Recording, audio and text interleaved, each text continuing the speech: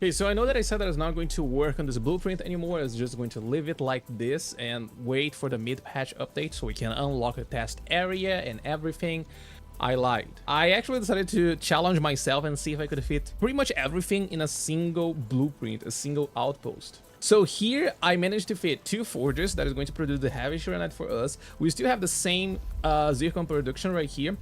Here on this side, I also included all of the ferrium refinement that in the other blueprint we're like processing somewhere else instead of processing in the same map. I changed the 2 machines that I was using back then to make a gem syringe to maximize the production of hetonite. Someone left a comment on my other video saying that hetonite parts, they are actually more efficient for stock builds compared to a gem syringe. And that's true. However, I was missing the gem syringe to upgrade my outpost. I already got the experience. I need to do the quest right here, right? So I was using a gem syringe instead of heavy Shuranite, but then I realized that you always have a surplus of heavy Shuranite, even with a single forge working, because we don't produce enough hetonite parts to consume all of the heavy Shuranite. So you can just sell your heavy Shuranite instead of using a gem syringe. So we are maximizing the hetonite parts production right here, all of the cuprium of the world to make this. This means that if you need cuprium components, not this one, this one is the new one, the hetonite components.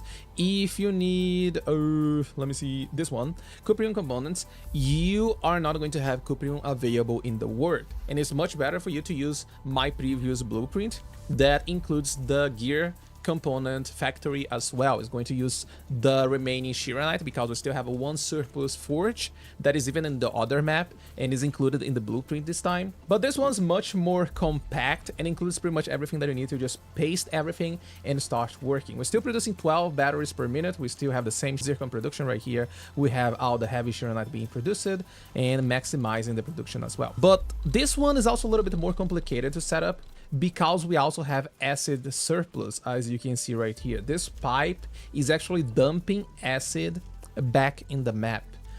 You need to set up one of these fluid supply unit in the map so you can dump the surplus acid back in the map. Otherwise, things are going to clog, and the moment that it clogs, you are going to lose the production. Okay, so you need to set up this pipe right here.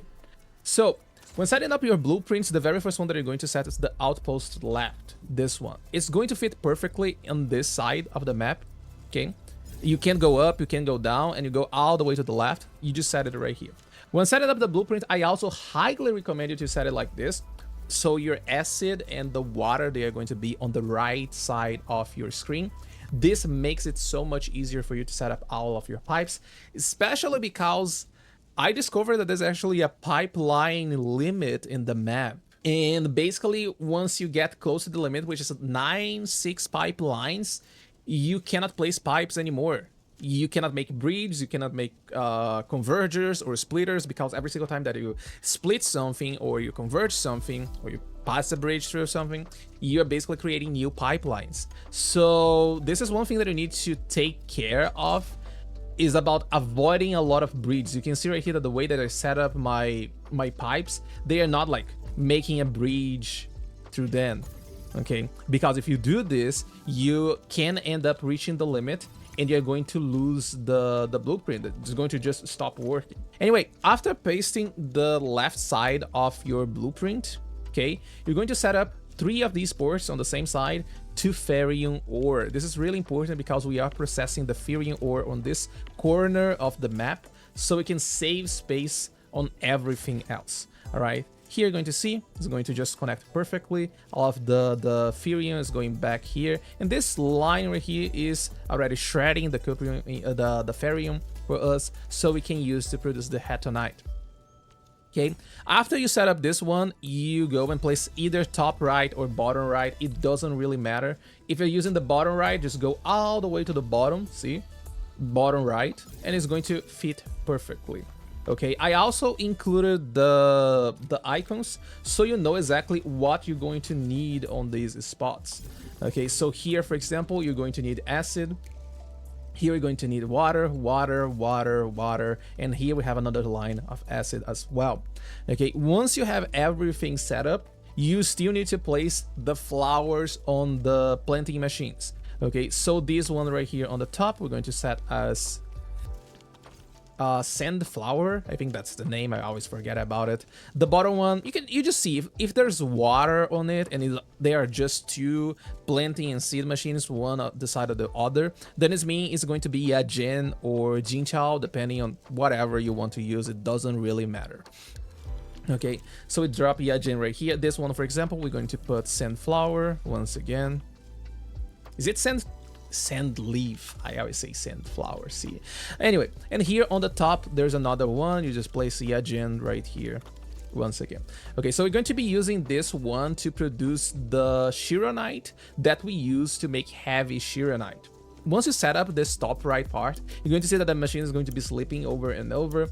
Don't worry, that's simply because the way that I set up the pipes right here to avoid a lot of splits is going to make this first machine the top priority. So all of the water is first going on this one, then it's going to be on this one, and then after this, these two are going to get the water. You can see that these two are the only one that are actually sleeping, and because of this, everything stalls a little bit. It's just a matter of balancing the water because a full pipe can feed these four. Now that this one is full, we can simply select everything again, turn it on. You don't need to do this. This is just to showcase that it actually works. It's not going to be sleeping anymore. The water right here is not going down. It's always going to be 27, 26, 27, 26. It doesn't go down anymore.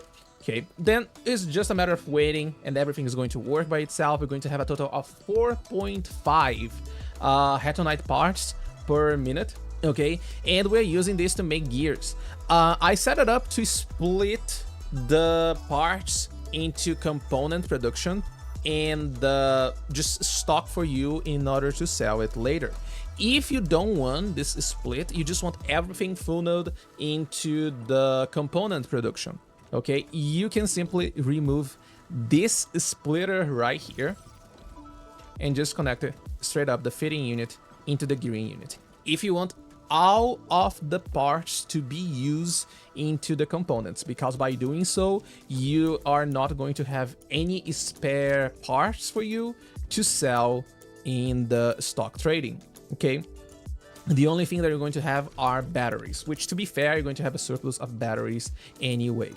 Okay, but this is completely up to you. I personally like to have a split between both so I can always sell something and get my stock bills. Just remember to set up the acid overflow right here on the top of your blueprint. This pipe is not going to exist on when you paste the blueprint, all right? So remember to set it up your pipe that is going to take all of the acid and drop back in the map using a fluid supply unit.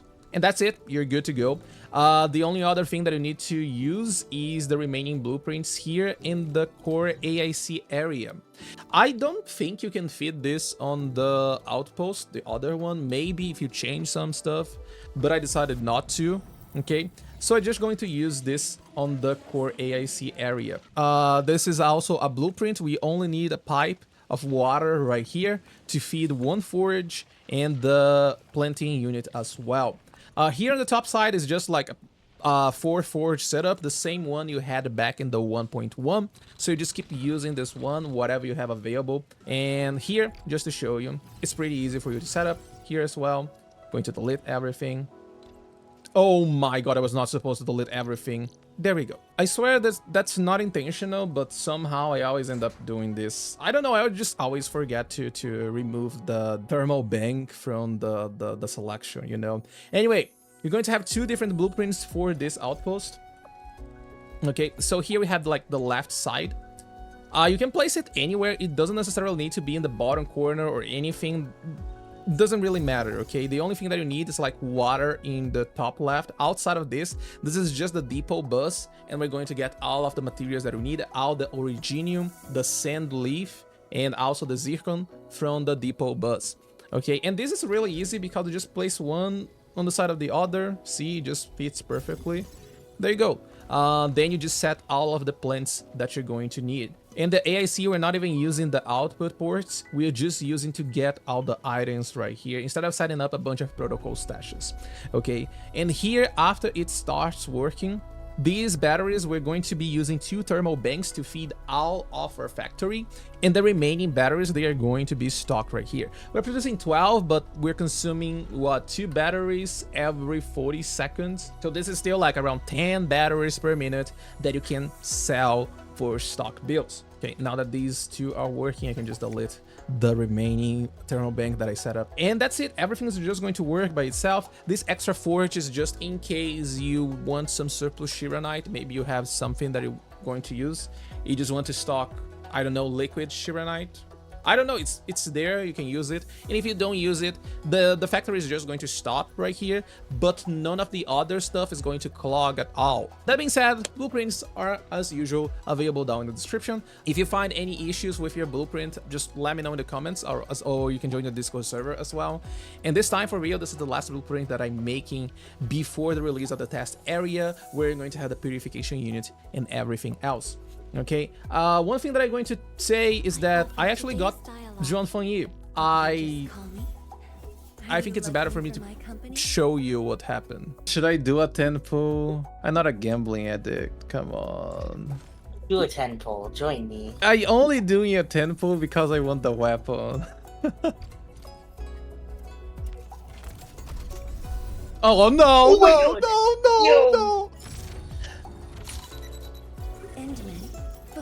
You got her. On board, I'd like to...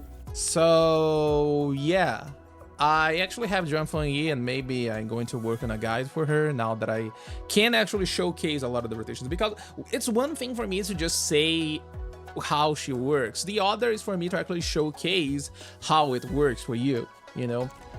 So I'm going to record some runs on some of the bosses, so you can have an idea how you should play her, and talk a little bit about teams, calculations as well, in another video that I'm probably going to publish this week. Alright? Anyway, that's it for today's video. It was a pretty longer one because there's a lot of extra things that you need to keep in mind when setting up this blueprint, but at the very least, this one is much more complete. The blueprint codes, they are going to give everything that you need. That's it for today's video. Thank you so much for watching. Have a beautiful day, and I'll see you next time.